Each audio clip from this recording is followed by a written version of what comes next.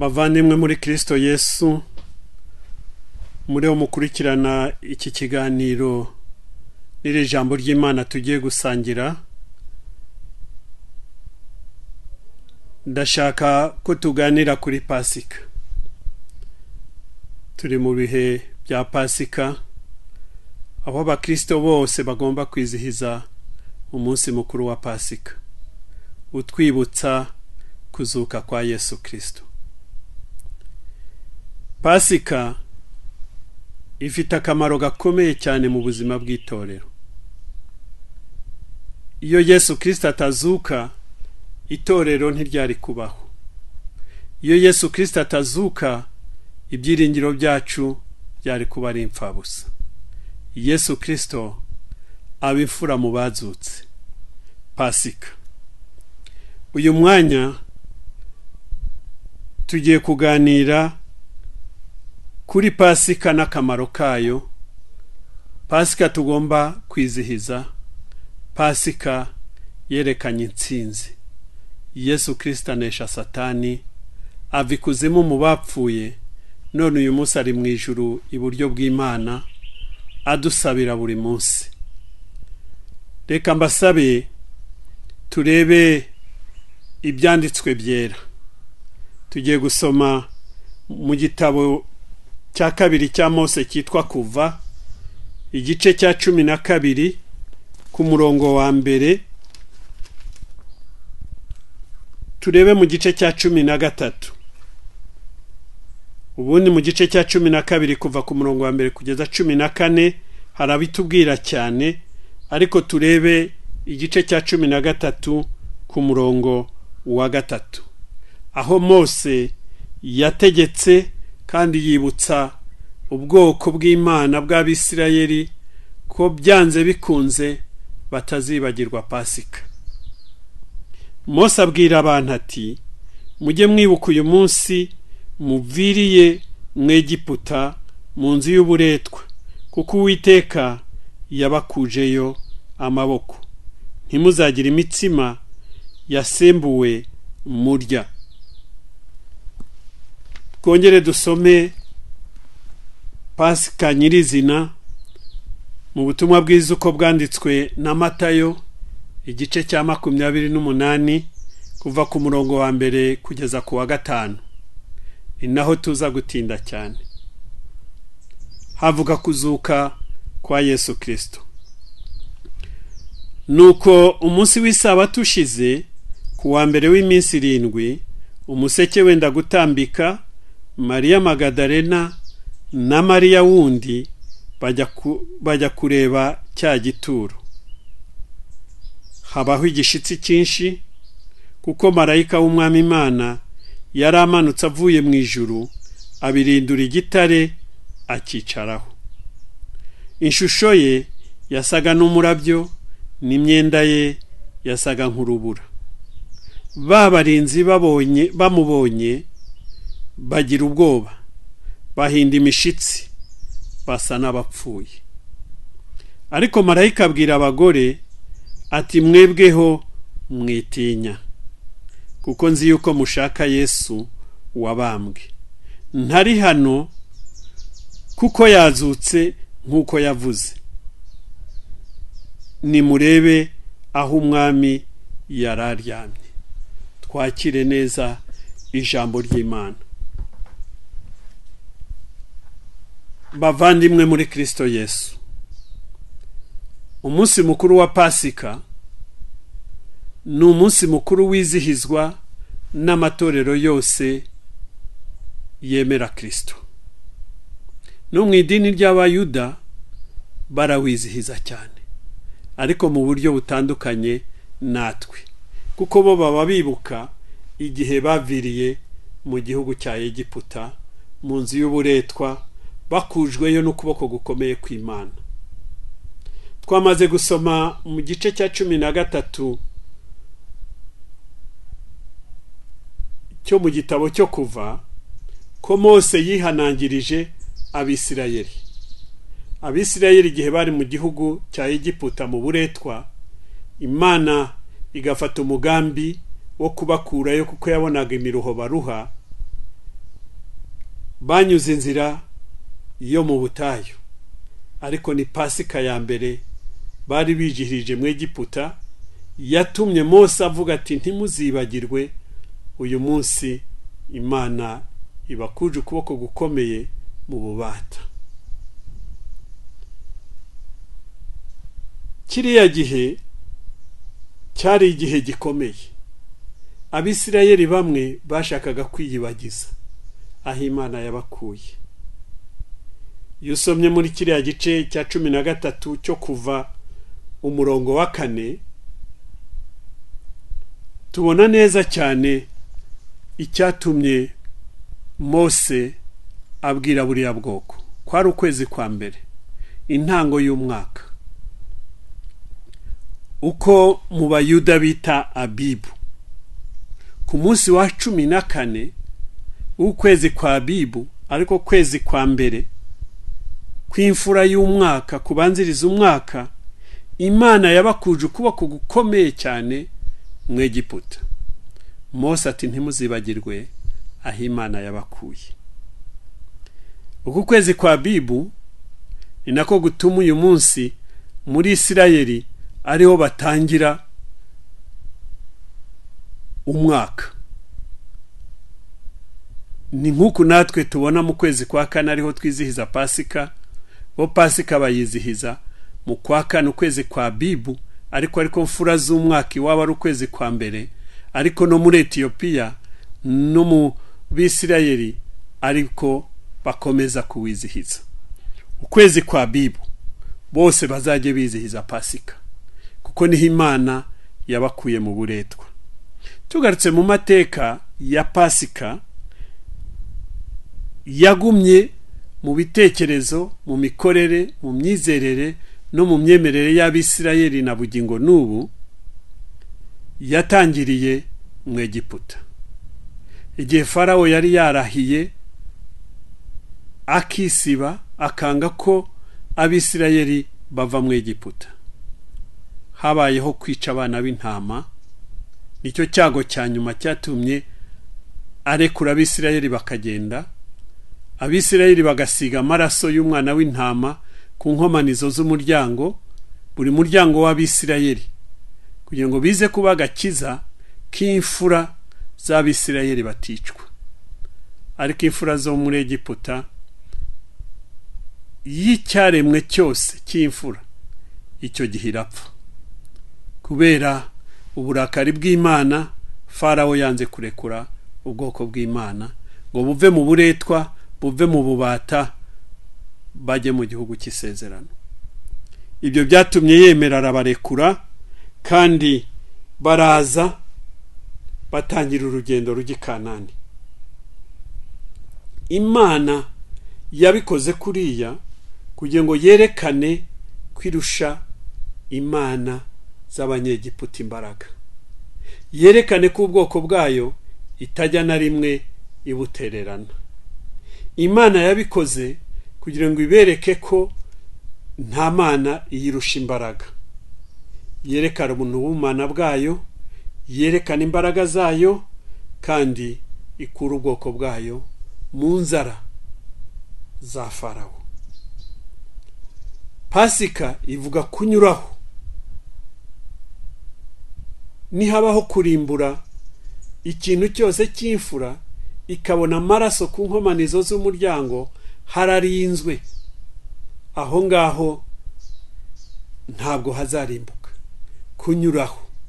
Iyi Pasika rero ngaho aho yavuye, isobanura amaraso atwikira, amaraso arinda, amaraso adatuma urupfu rwinjira ahatwikirijwe n'amaraso. Bene data, tugaruke turebe Pasika irashaka kutubwira iki. Uyu munsi Pasika kubemeye Yesu Kristo, nta Mwisirayeli, nta Muyuda, nta Mugiriki, uwaremwe wese mu shusho ry'Imana kandi akemera Yesu Kristo nk'umukiza n'umwami, akurwa muri Egiputa y'ibyaha, ububata bw'ibyaha. Ntabagitwarwa n'ibyaha kuko bafite amaraso ya Yesu Kristo yaviriye ku musaraba igorogota abamutwikiriye. Niyo mpamvu hakomeje kwizihizwa Pasika na bugingo n'ubu. Yesu Kristo ntabwo yigeze asiba Pasika. No kuri iyi Pasika ya nyuma yemeye kuyisangira n'abigishwa be. Bari bitabiriye umunsi mukuru ariko ntabwo bawinjiyemo, kuko igihe cye cyo gutamba umwana w'intama, hari habonetse umwana w'intama w'Imana ukuraho ibyaha by'abari mu isi.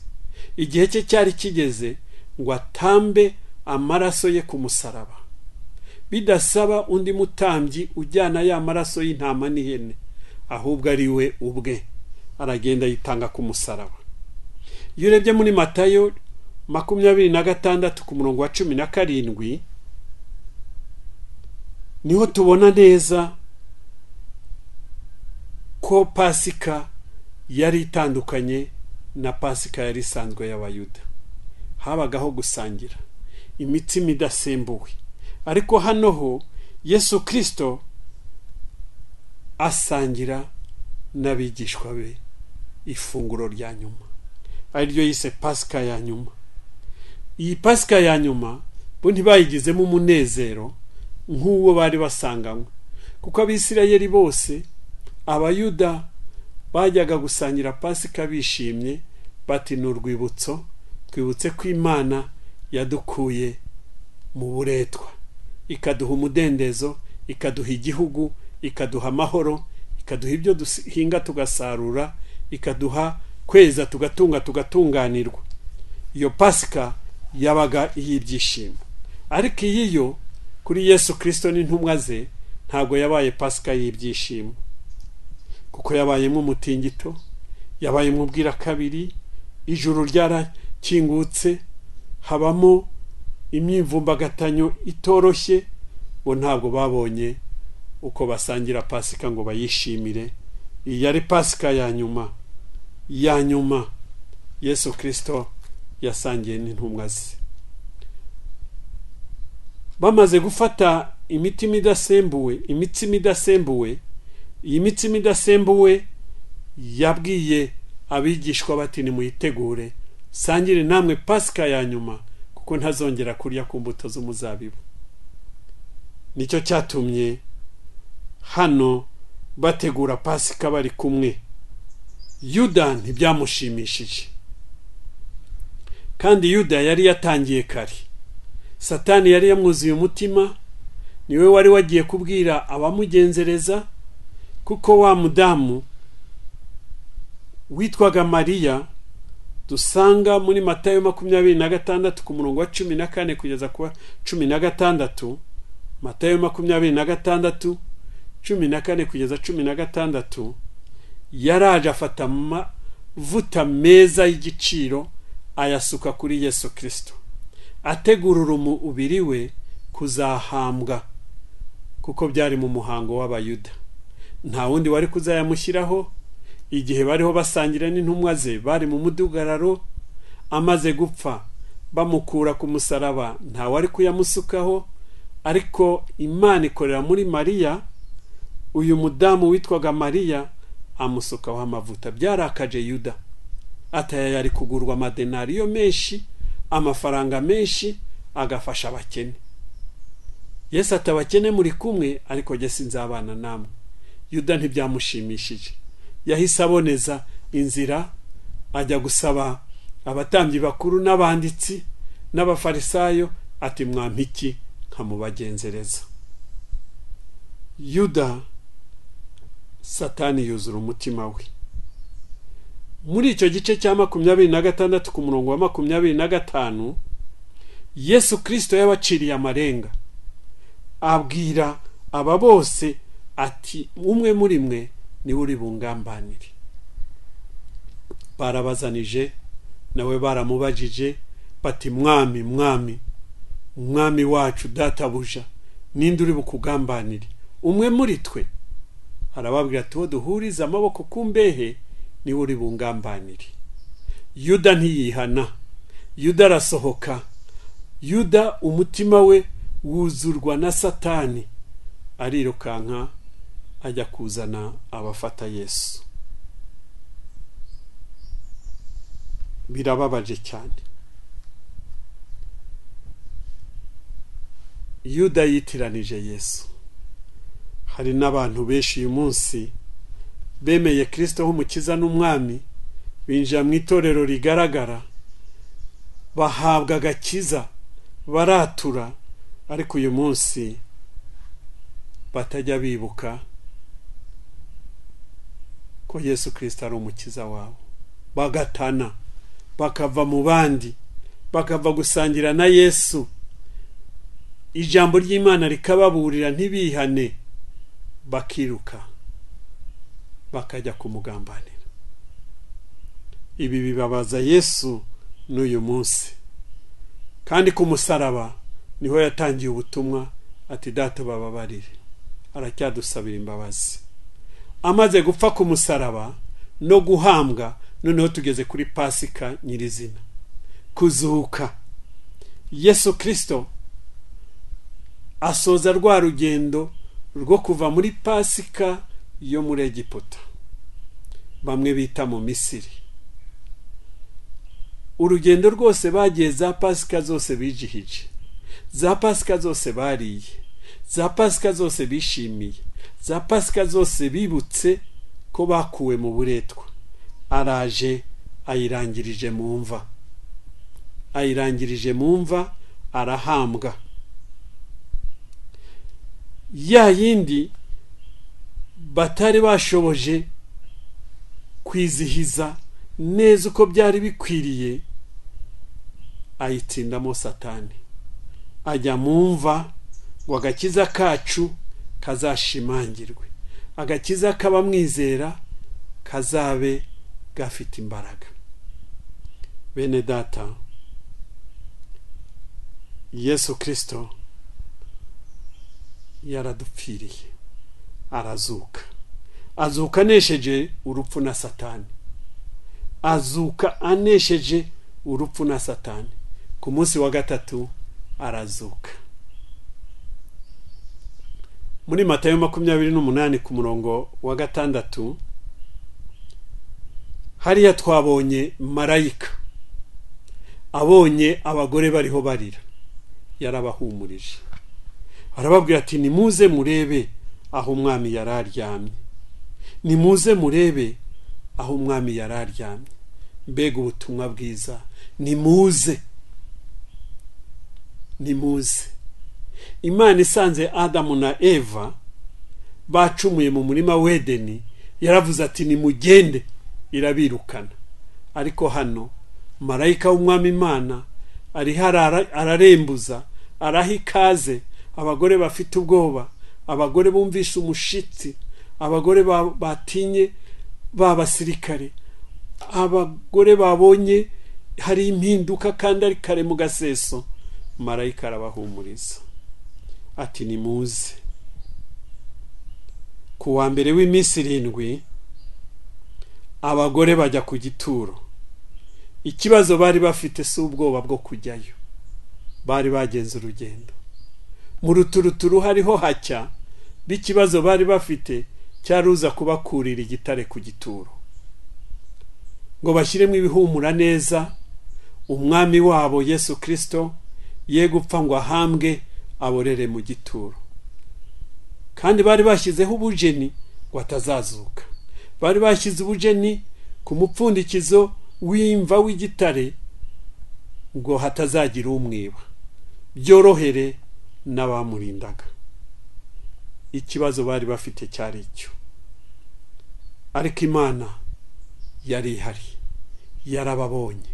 Cya gitare igikura ku gituro. Habaye ibintu bikomeye cyane. Icyambere, habaye umushitsi mwinshi, umushitsi bakiri mu nzira bagenda, kuko marayika yarakuye igitare ku gituro, ashaka ko bazaba bahamya b'ibyo babonye. No mu gihe cy'urupfu, no mu gihe cy'ubwoba, babagore bagize ubutwari bagakomeza, barabyiboneye n'amaso. Abasirikare bahinda umushitsi, buzuzwa n'ubwoba, twabisomye ku murongo wa 4. babura aho bakwirwa kandi bari barinze igituro. Baje kubasaba ngo bazavuge ko babaha ruswa, ngo bazavuge ko bari basinziriye. Abigishwa be bakaza bakamwiba. Cyaraziraga mu gisirikare cy'Abaroma, uwasinziraga yaricwaga, nta wasinziraga. Kandi bari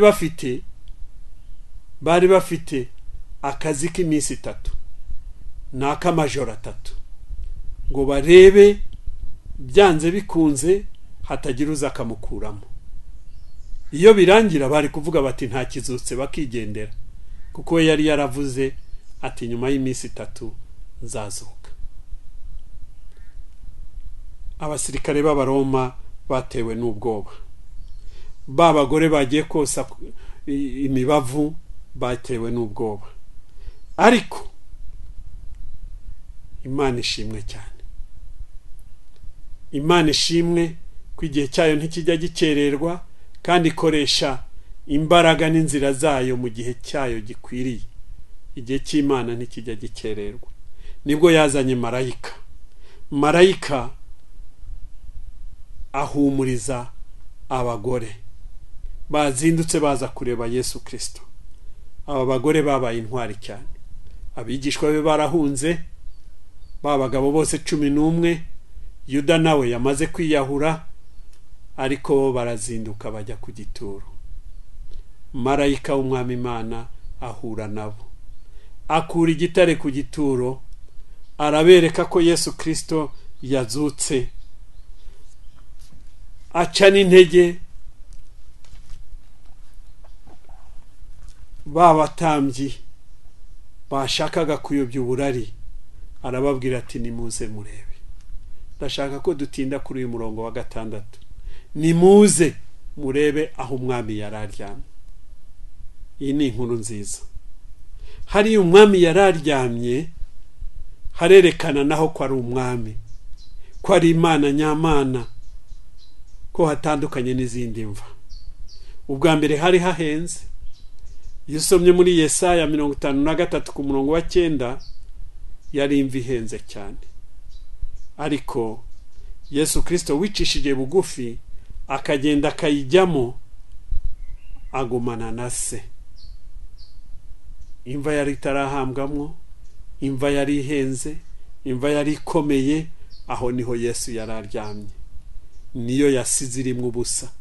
Niyo abaje kosa imibavu bateye intambwe baje kureba aho Yesu ari, bari busange hatunganye.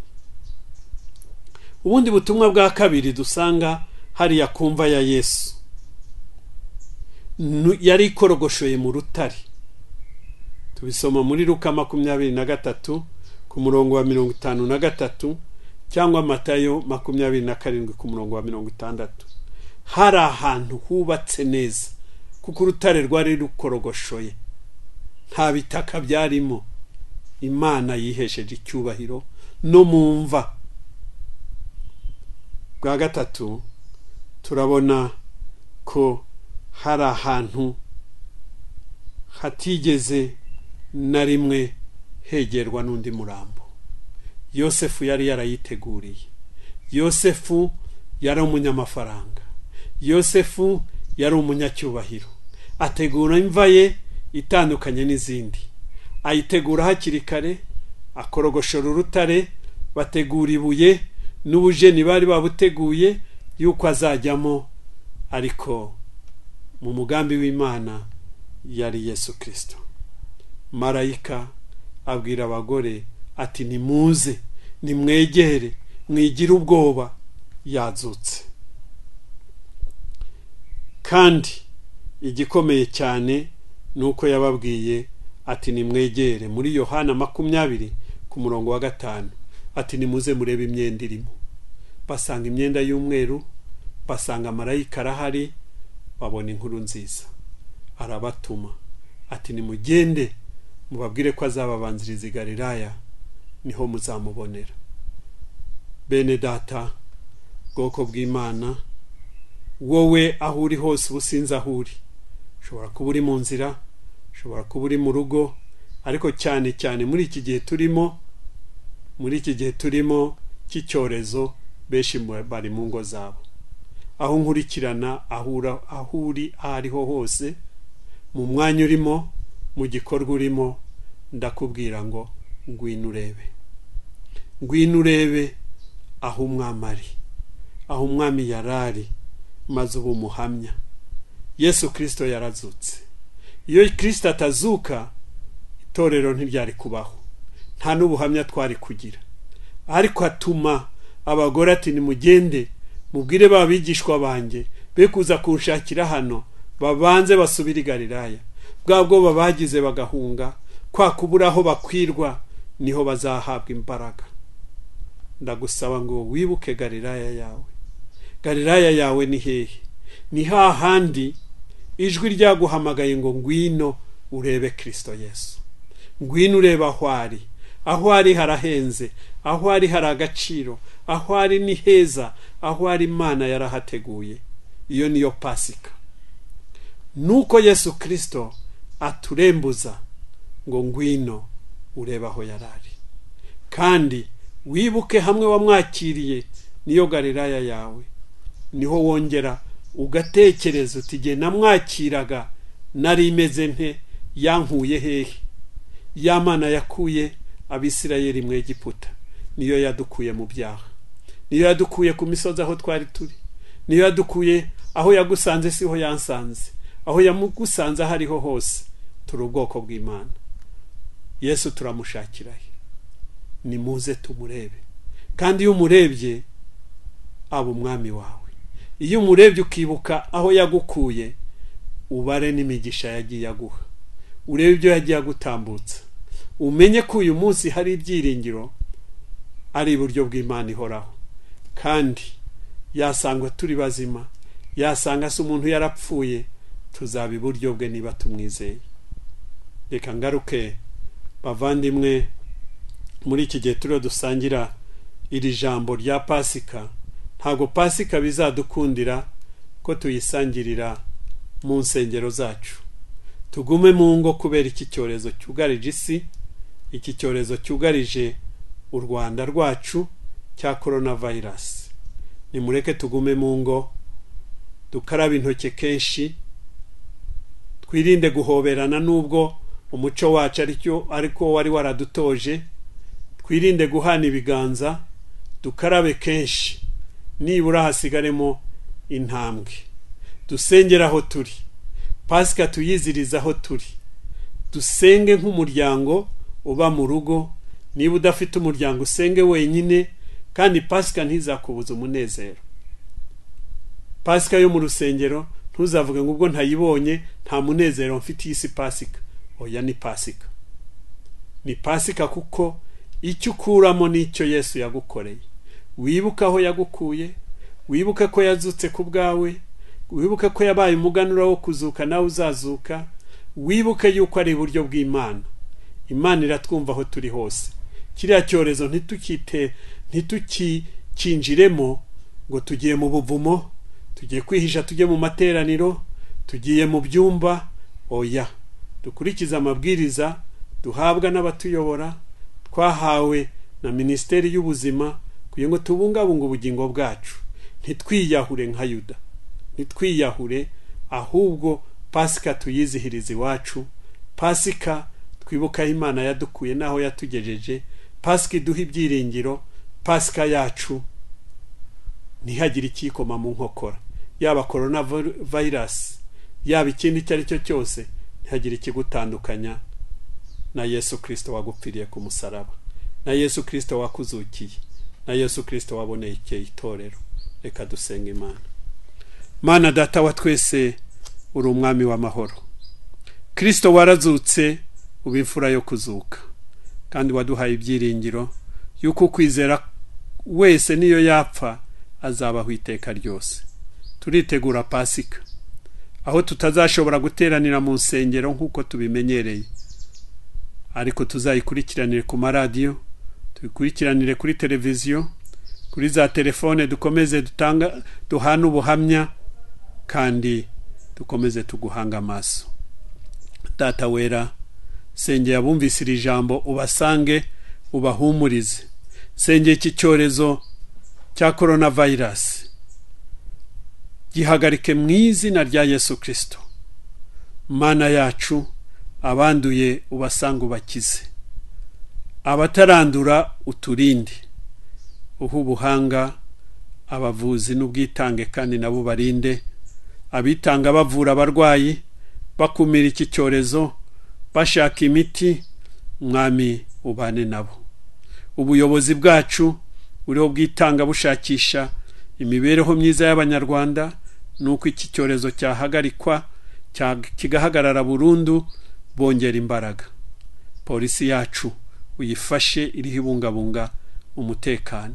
Abanyarwanda uduhe ubwenge, uduhe kwitanga, uduhe gukomeza gushyira hamwe kugira ngo izina ryawe ryiheshe icyubahiro muri uru Rwanda. Kandi twamaganye kiriya cyorezo, tuzongere duterane twishima hirya no hino tuvuga tuti Imana warakoze, cyarahagaze. Rinda Abanyarwanda, rinda u Rwanda, kandi uzaduhe Pasika nziza aho tuzaba turi hose. Tubisabye mu izina rya Yesu Kristo umwami wacu. Amen. Amen. Amen. Amen.